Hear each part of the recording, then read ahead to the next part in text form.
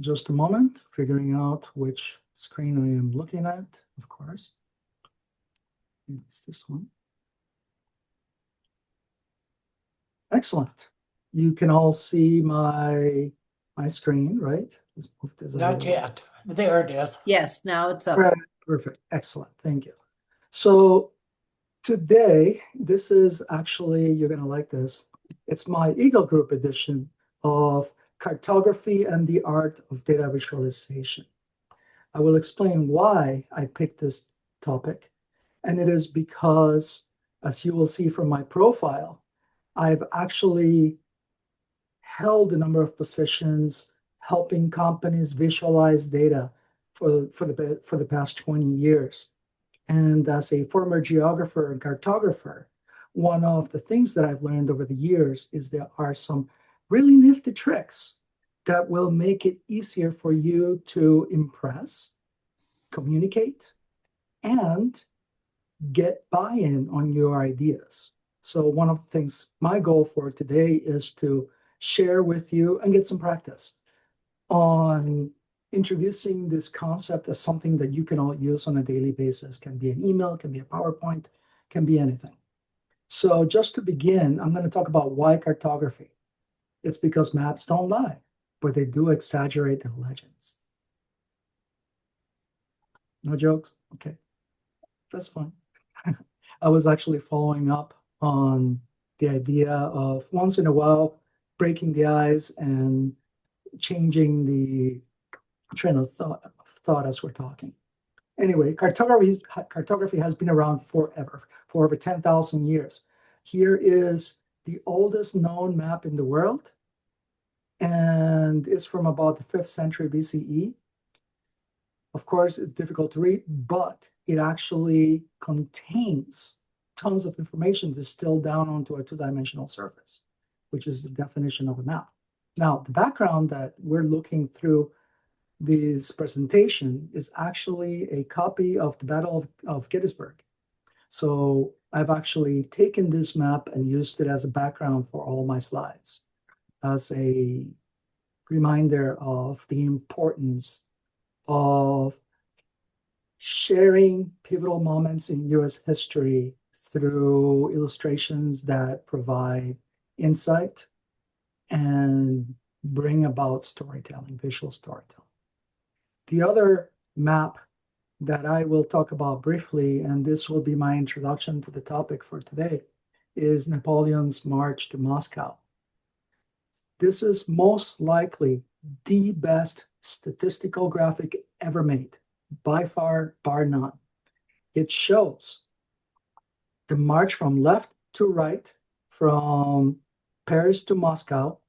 The thickness of the line indicates how many soldiers died through the march, with going from the march to the right. You can see the temperature differences. As the temperatures dropped, more people died. Here you have, when they're coming back, they go to about this point somewhere in Germany, and a bunch of soldiers actually decided to go in a different direction, and more died. This is a river crossing. Here's another river crossing where you can see how suddenly more and more soldiers died through the march from the cold. But what's so important about this map? When you think about it, it forces visual comparisons, right? It gives the audience a roadmap. It also captures the multivariate complexity of the topic, from location to size of army to direction, temperature, and time. In addition, it collates temperature and geography to show partial causality. So as the temperatures drop, more people die. Finally, it depicts the brutal conditions of war, and it focuses on the smallest defective differences as a means to tell a story through bold colors, heavy lines, distracting labels, and scales. That kind of gives you an idea of how such an immense amount of information was placed on this single map. Now, let's talk about the cartographic principles. where we can do big data, but we've got a bunch of small data and threw it all together. That's pretty much what data visualization is about. Now, why are there so many bad charts, graphs, and slides out there? My personal perspective is that it's because technology is getting smaller, meetings are going virtual, and paper is going extinct. Less people know how to write. Let's put it this way, more people using AI. So the way I see it is slideware in this instance, like what we're looking at today. Could it be the symptom or the cause? According to Otto Tofte, the father of data visualization, slideware reduces the analytical quality of presentations. Now, here is how I like to explain the correlation between cartography and visualization. What we're going to do is we're going to play tic-tac-toe. And I'll explain what I mean.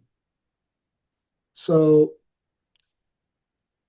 think of this grid being your PowerPoint slide or your piece of paper, whatever it is that you're putting together, right? It all begins with location. In cartography, we read from the top left to the bottom right. And we always place the most important information up here, the least important information down here. And number 5 is where you usually see the map legends. Number 1 through 3 is where you usually see the titles. Okay. In addition, you'll see that these are the focal points where information gets centered. Those are the spots where you want to center your content to make it easy for the audience to navigate towards that information that you want to highlight. Here's another trick. And then cartography derives your words. Lots of white space is your friend. Keep it to 7 lines max, 7 words per line. Go to the back of the room. Think about it this way. Can you read it from the back row? If you ever look at a PowerPoint presentation in a conference room, how many times did you have to squint to read tiny, tiny text? The trick that they recommend is to keep your font size no smaller than 12 point if possible, 18 point max within the main body. That's just a rule. And then spread the word. Keep the size and spacing apart. If you're going to change font sizes, make it 3 to 4 point sizes apart to make it more distinguishable. So 7 times 7, 12 by 18, 3 by 4. Remember those. Now, color also is important. Color makes it readable. This is a tool called Color Brewer by Penn State. Free to everybody. You can go to Color Brewer and basically you tell it how many color combinations you want. If you want it to be qualitative, diverging, or sequential. If you want it to be colorblind safe, print friendly, or photocopy safe. And it will give you color combinations you can use for anything. Very, very handy, especially when you're putting together presentations, you don't know what colors to pick. Is the trick. Remember too, red text on black backgrounds, when you go to print it, it all comes out black. So try and avoid putting dark fonts on dark backgrounds, otherwise you will have challenges in the future. Now, let's practice again. Who remembers the ratios? Can someone give me one? Peg. The first ratio is more or less a 7 by 7. Perfect. Exactly. So that's well, showing them all. So there's 7 by 7, 12 by 18, and 3 by 4. But then you have the importance of direction of the grid in terms of positioning. You have also the direction, the focal points, and then the ratios. Yes. Now, we're going to practice, use a couple examples. So first of all, as you can see here, there are a few down ticks, followed by a few up ticks, finishing up with semantics, because we always have to have semantics. This is a map that I put together from a friend of mine who gave me his GPS record for the week, all his drive times and direction and speeds when he was driving. And so I put together this map for him, showing that, of course, there were a few spots where he was breaking the speed limit. Always give him grief on that one. But let's look at the layout. So remember the grid? In this instance, how would you guys evaluate the dashboard?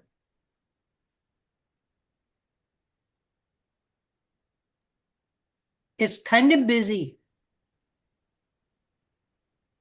It is busy. You're absolutely right. Yeah. The text itself is fairly small, but it does read the 12-point size. In this case, it is a dashboard. It is not a presentation. So that makes a difference in that you can actually, from a dashboard standpoint, you're able to, because it was an interactive dashboard, it was a Tableau report, where you can click on one of these and it will highlight the route that they took and how fast they were going along that route. So there's that. It is busy. There's also fonts that were being used. In cartography, they always recommend using something like Times New Roman, which is a serif font for the titles, and everything else in a sans serif, such as Arial, Calibri, Aptos, the ones that don't have the little dashes. It differentiates the font size, differentiates the title. Talking about the main information, the title being on the first quadrant, right? There is a lot of white space, but maybe not enough. There's also the colors helping tell the story, the right graphs to show speed. Notice that these are not pie charts. It looks like an odometer from a car. There's also the text, whether or not you can read it from the back of the room. I've actually presented it at a big presentation hall, and people were able to read it from the back of the room. Focal points being equidistant, borders, edges aligned, and can you see this? Of course you can. So this is basically one way to look at a dashboard. But let's look at some different types of graphs. Here's this pie chart. What's wrong with it?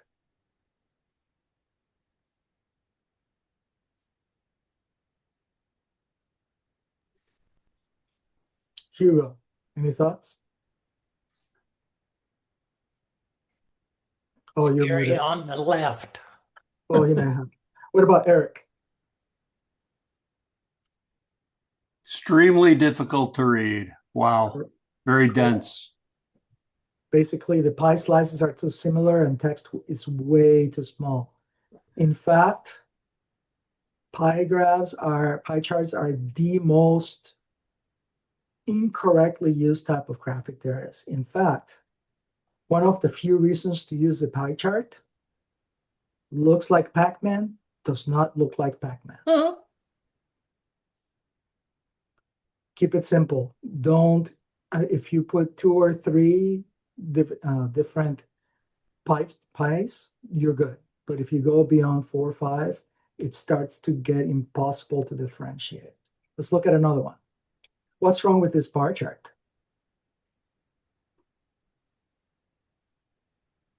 Doug.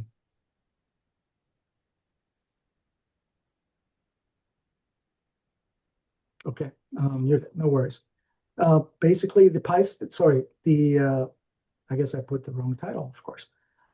The bar graphs, the colors, there are too many colors, and it's really difficult to tell the difference between the two.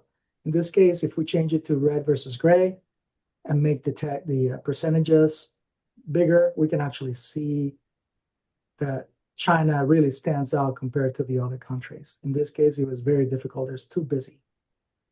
You don't need this axis on the left if you have the numbers already on the bar charts. Well, plus the title CO2 emissions is what you're trying to portray, and it's just tiny type buried in the middle. Correct. And I wasn't sure. I saw the bars, but I wasn't sure what I was supposed to Yeah, I couldn't even take from read that. Exactly. The title over here disappeared. I did add it. I need to put it back, make sure that it's there. So these were like, I need to fix these two items. Here's last one. So here's the line graph, right? What's wrong with this line graph? Way too busy, not enough information to make sense of it, right? So too many similar lines, missing labels. Here's another way to look at the same information where we put 1 or 2 accent colors to make trials 3 and 5 stand out. And of course, there's not information to tell what they are, but it does make it much easier to read this graph than this graph on the left. So let's review. Slices are too similar. Bars, hard to compare. This was the title that was supposed to be on that other slide. With too many similar lines. And then you have a few reasons to use the pie chart, red versus gray, and finally 1 or 2 accent colors. So one more time, let's play a little. So he's been using the new virtual reality data viewer and climbing bar graphs. This is a map of state of Minnesota forecast for snow. Very hard to read. You can see how tiny the text is. There's not a lot of differentiation. So overall first impression, you're dealing with font types, font sizes. Is the layout optimal? I would argue not. So one thing to think about is that as you're looking through the dashboard itself, you actually have to scroll down to see the rest of the image. You cannot see it in here. We could go into the live one and you can see what it looks like. But basically half the map was below the fold. Difficult to read. So what I ended up doing is I broke it up into sections. So I took the title, then I took that particular bar graph and rearranged it to make it more readable. Then I took the amount of snowfall marked with a snowflake. I know that it's hard to read the text, but that's okay in this instance because we're using it as an example. We piled up the amount of snowfall to show it in this direction. And then, but is it warm snow? Daily high, low temperatures. So looking at it before with that below the fold portion to this newer version of arranging the very same information, which one is easier to read and figure out? Yeah, it's pretty obvious, the one on the right. Yeah. Absolutely. Much easier to read. The text is larger. The information is aligned in the grid, so you actually have focal points that you're being drawn to, and it makes a lot more sense to me, at least. And here's another one. This is actually of interest to everybody. I may actually put the link to this one because this is a Tableau dashboard report that I put together for Real-Time Talent, the company that presented to the Eagle Group last fall. And this is an interactive dashboard for green jobs in Minnesota for job seekers. So if you're a job seeker, a recruiter, or a nonprofit, this will tell you based on their interests, what jobs have the highest propensity in terms of salary and demand based on level of education and job type. It's actually quite handy. So after this call, I will put this link on the chat. You should all take a look. Basically, instructions guide the audience, interactive visuals tell the story, narrative insights lead to the goal, and then you have KPIs that inform facts. It forces us visual comparisons, captures complexity, focuses on key facts, and shows causality. The cool thing about this is this was part of my test for the interview job that I was applying for, and I had 1 day to put together a dashboard out of this data set. I used AI to help me put together a wire diagram, suggested KPIs to use, and it did not build the report for me. That was me. However, I was able to get some first steps, guide points that I was able to use to then deliver the final report. Will AI build what you've shown here tonight? It helped me tell the story, helped me figure out a proposed draft wire diagram, suggested what chart to use and what KPIs, key performance indicators, to include, recommended some metrics and weights, and then helped me get faster insights that I was able to use. This particular tool, if you're a job seeker, it will give you a narrative. So the most important considerations are wages, growth potential, and immediate hiring opportunities. Occupations such as wind turbine service technicians and environmental science technicians rank highly, offering strong projected growth alongside competitive salaries, etc. Top opportunities, marketing managers requiring a bachelor's degree. And then it changes if you are a job seeker, a recruiter, or a nonprofit. I mean, the three things that you just mentioned, I captured the last two: growth potential and immediate hiring opportunities. What was the first one? The first one was wages. Wages. Great. Thank you so much. Yep. And here's the interesting part. The size of the circle indicates demand for the job. The color indicates the level of education you need. And if you are in the actual live version of this report, and we can look at it in a minute, you can hover over each of these, and the Tableau report will tell you exactly what job that is. These will also change along with your selections. If you click on one of them, it will actually focus on it and give you details on that very same job by itself. Very cool. We'll go back to that in a second. So this is what we were just looking at. Finally, we did it. We reached the end. But how will you remember it? Play tic-tac-toe. From the back of the room, spread the word that less is more. Thank you. Now, Indeed has an article that you can write your resume using this. Is that what you did on your summary sheet? Did you create that from AI or? No. The summary sheet, my visual profile, I actually built it myself way before AI. I built that. I've been updating it since 2009. So that it's even before AI came into being. Show that to people because I think it's amazing. I really do. It really identifies who you are. Let me look it up because I have it here too. There it is. So here is my latest visual profile. It's opening. Obviously, it's not going to let me. Maybe not. Here's my older one.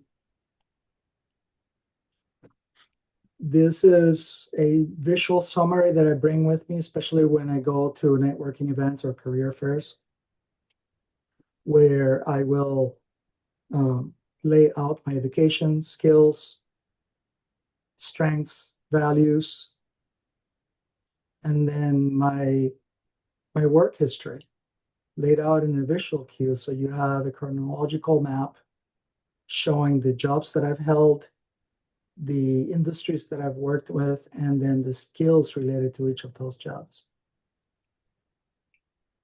And then finally in the back, when I go into the interview, this always gets me more conversations.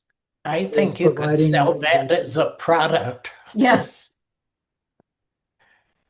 It's amazing. It really is. Yeah. I love this. One thing to keep in mind for people, this is not an ATS friendly resume format, but like Jaime said, he takes this in person and gives it out to people. Can't imagine how much it costs you to print these things, but it's fantastic. I printed in my inkjet behind me. Yeah. I think it's fantastic, and it's a really awesome visual representation of your accomplishments and your capabilities as well. So thank you for sharing that with us. I did put together a template version of it. Let me see if I have it here. Here it is. It's not letting me open it. But one thing that I was thinking about in a couple of weeks was to run a workshop for people to. I converted this into a template that others can actually use for themselves and give it a shot if they're able to put it to use. Awesome. Okay. Before we go, I did want to take you to that one page because it does make a huge difference. It was this one right here.